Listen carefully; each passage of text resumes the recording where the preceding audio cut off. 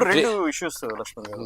ఒకటేమో వక్ఫ్ గా డిక్లేర్ అయిన భూముల్లో టెంపుల్స్ కట్టినాయి, అంటే దేవాలయాలు కట్టినటువంటి మీరు ఒక తమిళనాడు ఉదాహరణ ఒకటి చెప్పారు.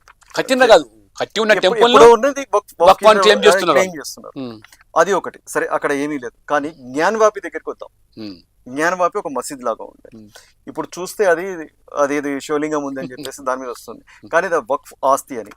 భారతీయ జనతా పార్టీ ఇలాంటి అన్ని ఆస్తులు ఉన్నాయి చూసింది కాబట్టి, దానికి కోర్టు దగ్గర వెళ్ళలేదు కాబట్టి, ఇలాంటి చట్టం ఏది అమెండ్మెంట్ తీసుకొచ్చేసి కోర్టు పరిధిలోకి తీసుకొస్తుంది. ఈ వివాదాలు అనేది ఒక బలమైన నడుస్తాం, వితండ వాదన.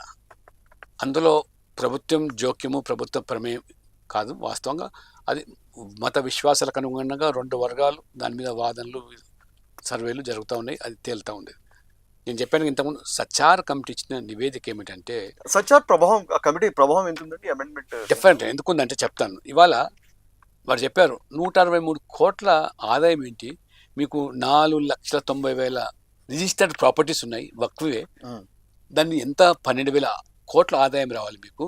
దీన్ని మెరుగుపరుచుకుంటే మీ ఆదాయం కనీసం ఆ రోజే ఆయన ఏం చెప్పాడు, 20-30 కోట్లు వచ్చే అవకాశం 2006లో. దానికి వాళ్ళు చెప్పిన లెక్క చూస్తే అంటే వాళ్ళు వచ్చే దాన్ని చూస్తే 12,000 కోట్ల ఆదాయం పెరిగే అవకాశం ఉందంటే, ఇప్పుడు 2025లో ఎంత 50-60 కోట్లు. ఇది ఎవరి కోసం? ప్రభుత్వము ఇతర వర్గాల కోసమో ప్రభుత్వం కోసమో ఖర్చు పెట్టడం. పేద ముస్లిమ్స్ ఎవరైతే పస్మందా ముస్లిమ్స్, పేదవాళ్ళు, ఆ వర్గాలకు ఉపయోగం చేయాలి. వాళ్ళ చదువు కోసము, వాళ్ళ ఆరోగ్యం కోసం, మంచి చక్కటి వాళ్ళకి చదువు చేర్పించడానికి ఇవన్నీ వదిలేసి ఇప్పుడు నేను చెప్తున్నానండి, ఇంత మాట్లాడుతున్నా కదా. నేను ఎమ్మెల్యేగా ఉన్నప్పుడు ఇదే ఓవైసీ గారు, ఇప్పుడున్న ఓవైసీ కూడా అనేక సందర్భాల్లో తెలంగాణలోనే 77,538 ఎకరాలు తెలంగాణలో ఇది వక్ఫ్ భూమి అని క్లెయిమ్ చేస్తున్నాం. అందులో 57,000 ఇవాళ డిస్ప్యూట్లు ఉన్నాయి. డిస్ప్యూట్ అంటే ప్రైవేట్వి, ప్రభుత్వం కమిస్తే, మిగతా దాదాపు ఇంకా 16,000.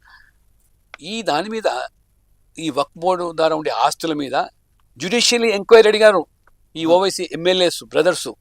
ఇందులో అవినీతి జరుగుతున్నది, మొత్తం ఎంక్రోచ్మెంట్ అవుతుంది. ఇవాళ ఈ పెద్దలందరూ కూడా దీన్ని దోచుకుంటున్నారు, ముస్లిం పెద్దలు దోచుకుంటున్నారు. ఈ ఇల్లీగల్ అలాట్మెంట్ జరుగుతున్నాయి, ఇష్టానుసారంగా తక్కువ ధరకు కిరాయిలు ఇస్తున్నారు.